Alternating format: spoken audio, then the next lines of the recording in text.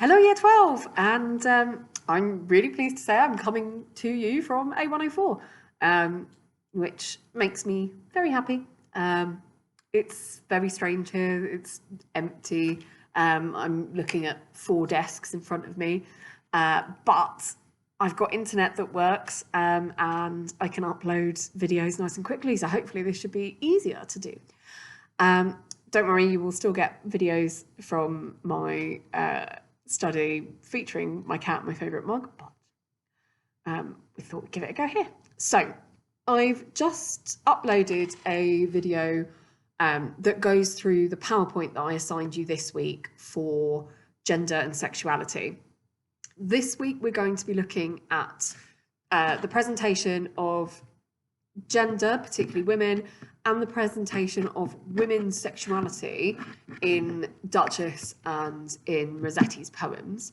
Next week, you're going to be writing me an essay for that. I'm going to do some work with you at the end of this week and the beginning of next on how to write and structure a comparative essay and give you some examples there. And I'll also live write a plan with you so that you can use that to support your writing. So the question, as you've been able to see, is this idea that female sexuality is both a weapon and a curse.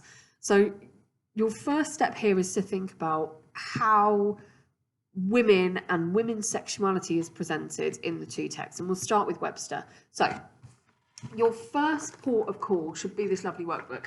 And on page 14, you can see how, it starts a section on the position of women. So there's some nice ideas here about the Duchess being sympathetic, the Duchess being a ruler. You can use your ideas from the body politic versus body natural and all of those ideas about female rulers inspired by things like Elizabeth I and looking at the Tilbury speech and the separation of the female body from the position as ruler. There's also, here it touches on the exploration of this idea of Webster, is he actually misogynistic? Certainly some of what Bosseler says is misogynistic, but is that more about a fear of female sexuality? We also talked in lessons before lockdown about female sexuality and expression of female sexuality being quite threatening because of women's ability to bear children, and that female chastity was almost a necessity in order to ensure that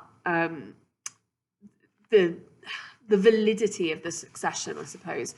You know, if you can't tell that a child's yours, and this is the age before paternity tests, then you're potentially not just raising someone else's bastard, but putting them in a position of power. They are going to inherit, whether it's land and power and status, or whether it's a whole country. So there is this idea about female chastity and female fidelity being more important than men's.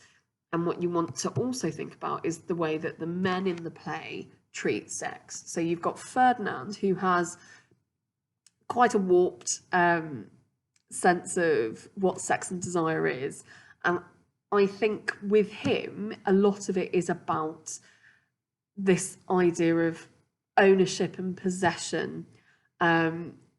He talks quite explicitly about the Duchess and her sex life. You know, he says, he makes that awkward, unpleasant joke right at the beginning about women like that part which never has a bone in it. He says, you know, I can see her now in the act of sin with some strong-thighed bargeman. You know, this is someone imagining his sister having sex, which is unsettling. Why is he so unsettled by the way that the Duchess lives her life? Now, there are two arguments there. One is that he is sexually attracted to his sister and that he's in love with her.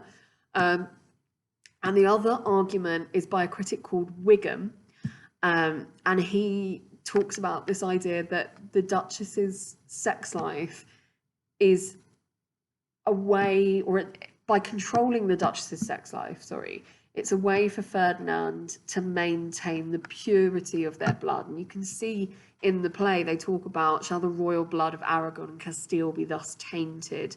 That kind of wanting to distance oneself from the lower classes. And that's why her marriage to Antonio is such a challenge, because in exerting her own sexual choice, she's also put the class systems as they stand in some kind of like danger.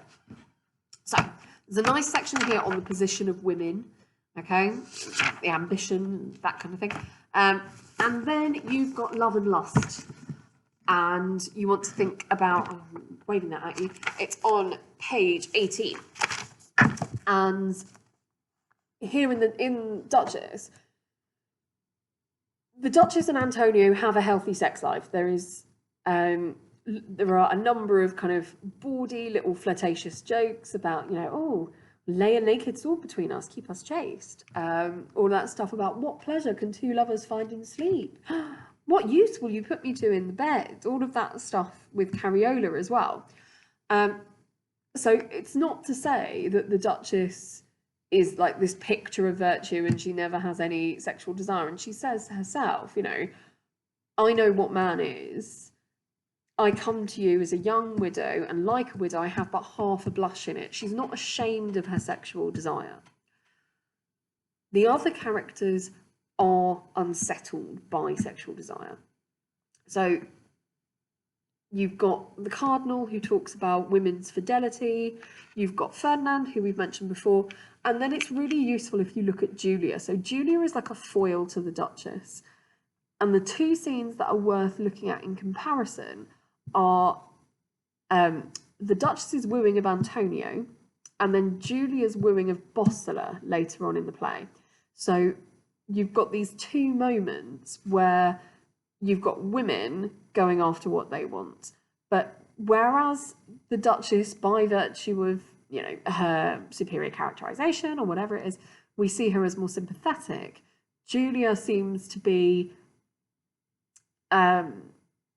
almost like a caricature of this woman who goes after what she wants in terms of sex. However, she does use sex to get what she wants. You know, she sleeps with the Cardinal and he provides her with a number of advantages, including giving her Antonio's land, remember. She attempts to sleep with Bossela just because she fancies him, although she does say to him, you know, have you drugged me? Because why else would I fall in love with a face like yours? And then by the end of the play, in her death, she dies as a result of her sexual desire.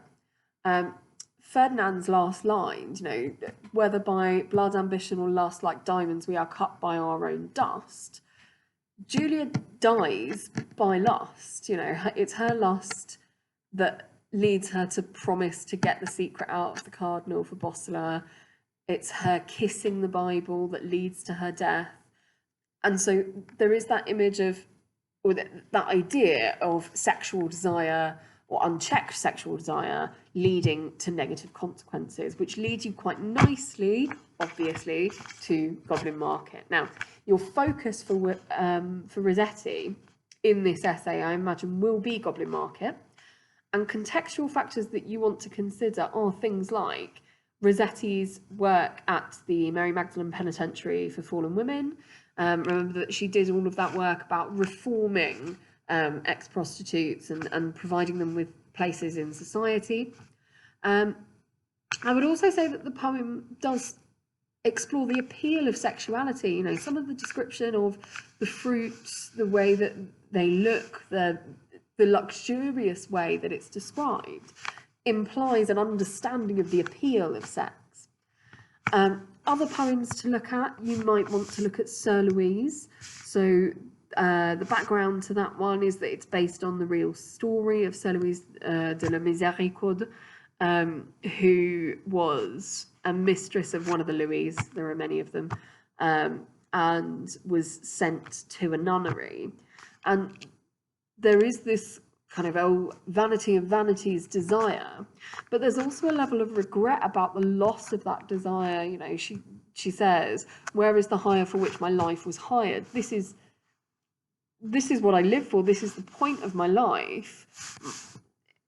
It's now a barren mire. My rose has gone all to prickles. All of these good things that I had while engaging in sexual activity, they're all now lost to me because I am no longer engaging in that sexual activity. And this isn't to say that Rossetti is like, yep, go and shag whoever you want, but there is an element of recognition of the appeal of sex. You also want to look at Maud Clare. You know, Maud Clare is not condemned for having sex before marriage, I don't think, in the reading of that poem. You know, you've got Nell was like a village maid, Maud Clare was like a queen. I mean, it is a hilarious poem, you know, it's like your ex turning up on your wedding day and like giving you back all your Argos necklaces and stuff that you've left. But the way that Rossetti presents the two women there is really interesting and worth looking at. There is also an argument to be made that by adhering to Victorian ideals about chastity and about subservience, that Nell wins in that poem, that while Maud Clare is perhaps more admirable, certainly to us as a 21st century audience, Nell is the one who does what society expects of her, and therefore she's the one who comes out of that better. I will do some more work on that, but if there is anything that you want to go over, please do let me know. Send me an email, drop me a line in Teams. I will sort all of those things out. It's no problem. Take care, guys. I hope you're well, and I will speak to you soon. Bye-bye.